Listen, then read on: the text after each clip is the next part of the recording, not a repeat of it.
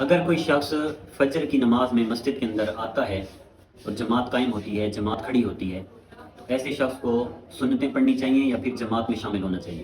تو اس صورت میں حکم یہ ہے کہ اگر اس شخص کو غالب ظن ہے، یعنی زیادہ اس کو یہی ذہن میں لگ رہا ہے کہ میں سنتیں پڑھ کے جماعت میں شریک ہو جاؤں گا، سلام سے پہلے پہلے جماعت میں شریک ہونا ہے، چاہے آخر التحیات میں کیوں نہ شریک ہو جائے، تو اگر اس کو یہ لگ رہا ہے کہ میں جماعت میں شریک ہو سکتا ہوں تو وہ پہلے سنتیں پڑھے گا اور پھر جماعت میں شریک ہوگا۔